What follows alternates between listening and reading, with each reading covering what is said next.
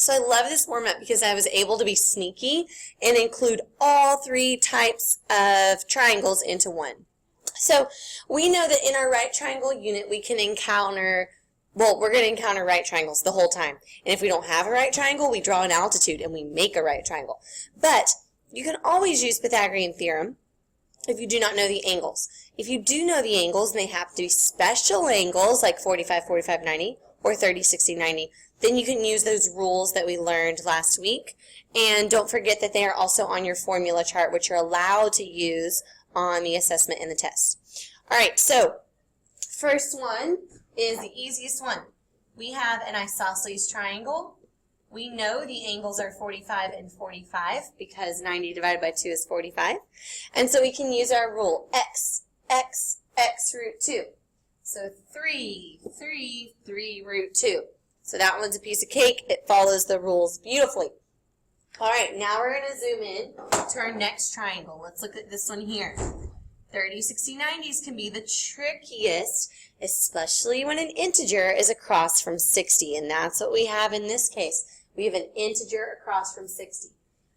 If the table helps you, you draw the table. If you don't need the table, then you solve it right there on the triangle. What do we have, and what is it across from? We have a 3, and it's across from 60. So that goes in our 60 column. That goes in our x root 3 column.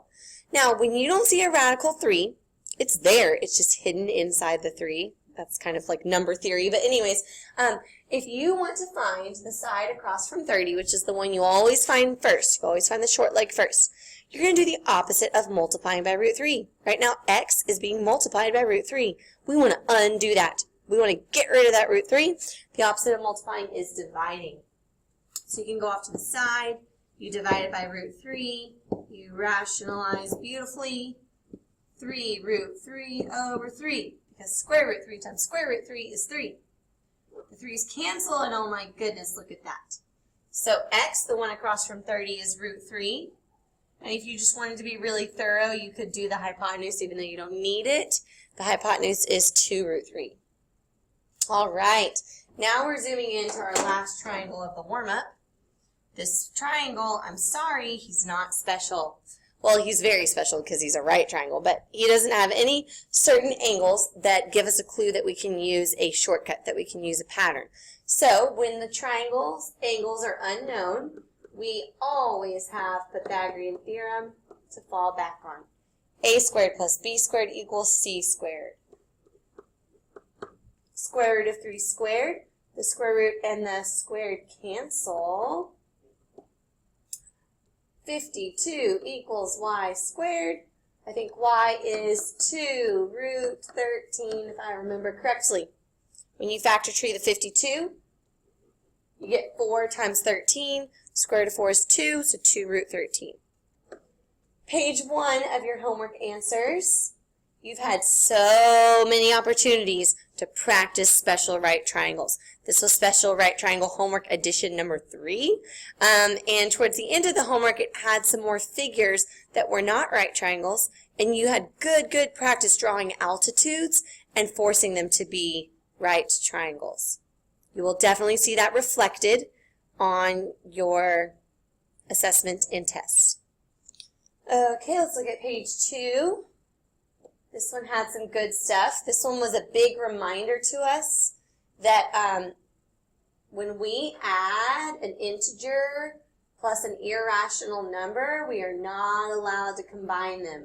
So this was major reminding that we keep them separate. So when we were finding the perimeter of all those figures, which were kind of sneak peeking into a future unit, we know that if the radicals are not like terms, we are not combining them. We're adding them, but we're not combining them into one term. So that's very important.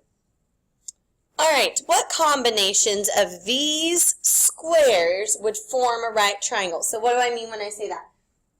What I mean is if I were to take these squares and pretend that that was attached, and I were to try to make a right triangle out of them, oh man, I couldn't make a right triangle out of 1 squared plus 2 squared, because 1 squared plus 2 squared doesn't equal 3 squared. It doesn't fit into the Pythagorean theorem. So what combinations would form a right triangle? Which ones do you want me to try? And how would you know? How would you test which ones would work and which ones wouldn't work without having a smartboard on your quiz, right, or your assessment? Would 2 and 4 work? 2, 4, and 3. I keep losing the... All right, 2 squared plus 4 squared. Well, that we can't put the 3 as the hypotenuse in Stanton. 2 squared plus 3 squared. This is going to form, also not going to form a right triangle. So how would I know if I gave you all different lengths, just a pile of lengths, and I said, which of these will form a right triangle and which ones won't work? How would you know? Aaliyah's saying try 3, 4, 5. Let's try 3, 4, 5. Put it down here. There's our 3. Here's our 4. And if they were drawn to scale, should be pretty perfect. I think that's as perfect as we're going to get today. Cool. Check. So the reason that those form a right triangle is because 3 squared plus 4 squared, yes, does equal 5 squared. The reason the other ones didn't work is 1 squared plus 2 squared, it does not equal 3 squared. If you plug them in your calculator, 1 squared plus 2 squared, you get a number, 5. And then you plug 3 squared in, you get 9. It would be, well, what kind of triangle actually? 9 and 5, it'd be an obtuse triangle and not a right triangle. So if I give you all different side lengths and you need to decide if a right triangle is formed or not, you're simply plugging them into Pythagorean Theorem. Some side lengths will work and some won't, and that's how you'll know what forms a right triangle. Some real-world problems. The drawing shows a part of the plan for a new underground lawn sprinkler system. If the price of the pipe is 39 cents for 6 inches, what is the cost of the pipe shown in the plan? So we haven't done a lot of real-world problems with right triangles yet, and there's some on your review and there's some on your assessment and test. So I wanted to show you some real-world type problems. So how would we begin to solve for how much this pipe is going to cost? Hint is it's very inexpensive. I don't know if this is how much it costs in real life. What should we do first? All right, so we know that we need to purchase this pipe. We need to purchase this one, and this one. So far, we're purchasing 13 feet of pipe, right? But we have this one right here, and we don't know its length. But we know this depth and this height, so we can do Pythagorean Theorem here. Right? Or, what do you notice? 4 and 4? 4, 4, 4 root 2. It's an isosceles triangle, right? 4, 4, 4 root 2. So we actually don't even have to do Pythagorean Theorem. Not when it's a isosceles triangle. Now, because this is a real-world problem, and we're not going to go by 4 root 2 feet of pipe, yes, I will let you approximate it. 4 root 2 is approximately, probably can't see that, 5.66. We'll go with that. 5.66. So in total, we need 18.66 feet of pipe. Now the problem is that we know the price per 6 inches. And there is going to be a question on your test where you're going to have to convert from inches to feet. So I just wanted to make sure that we could do that. All right. So you want to just find out how many inches total we need? We could do that. There's a lot of ways to do this, but I want to make sure we know how to convert. So let's find out how many inches we need. How many inches is that? We take 18.66 and we multiply it by, how many inches are in a foot? 12.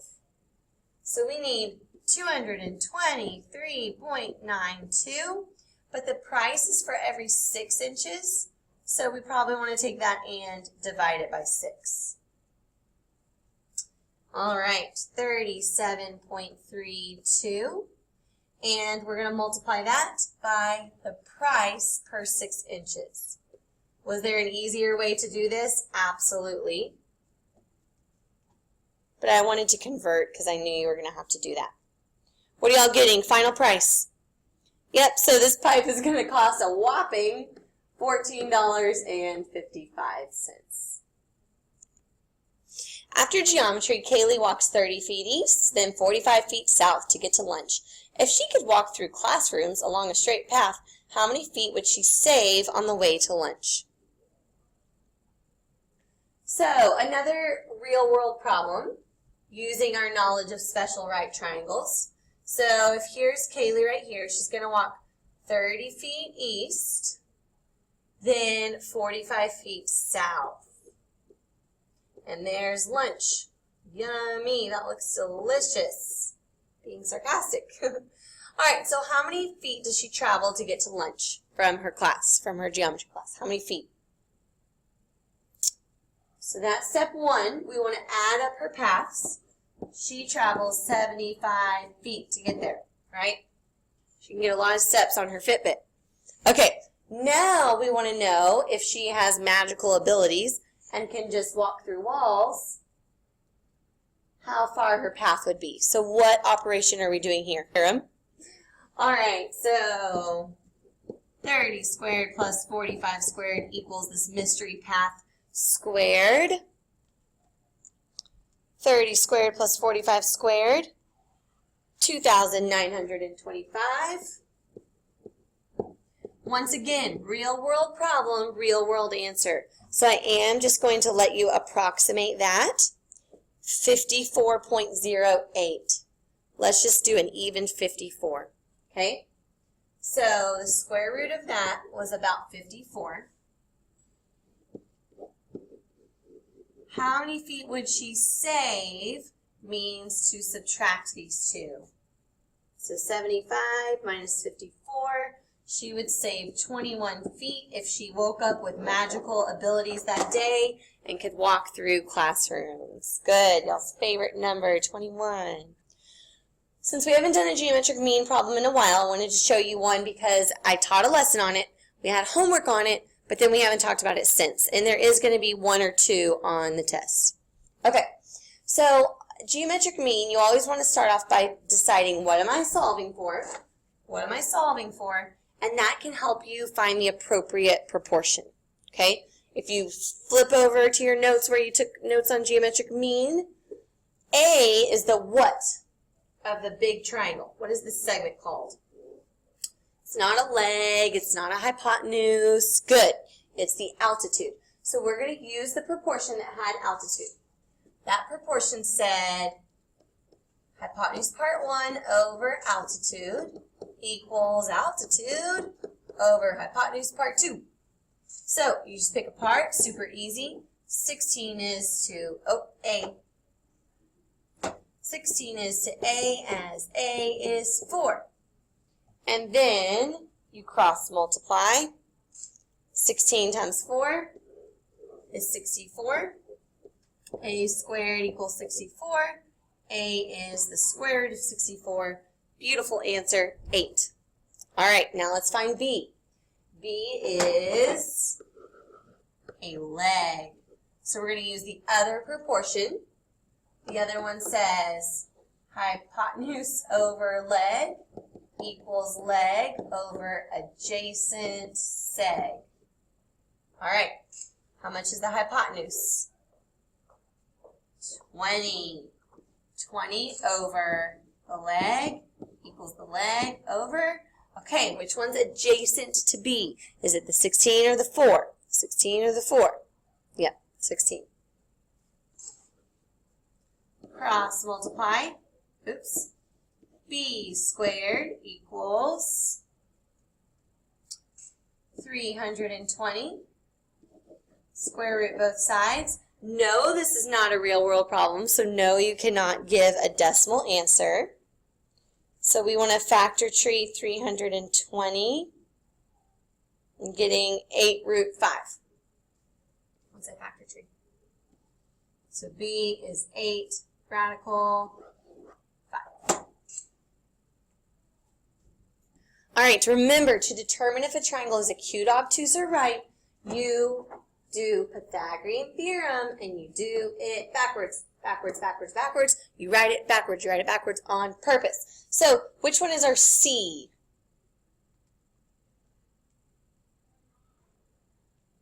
This is our C, because I just plugged, well, wait just a second, let me try the other one. Yep, I just plugged this in my calculator, and it's like 8.4 something. This one's 6.9 something, so you have to be careful. You have to make sure you grab the right C to begin with. So, C squared is 81. A squared plus B squared, this is a little tricky. 4 root 3 squared plus 6 root 2 squared. 4 squared is 16. Square root of 3 squared is 3. People are still forgetting to square both of the terms. 6 squared is 36. Square root of 2 squared is 2. So we've got 16 times 3 plus 36 times 2. 120. So we're comparing 81 to 120.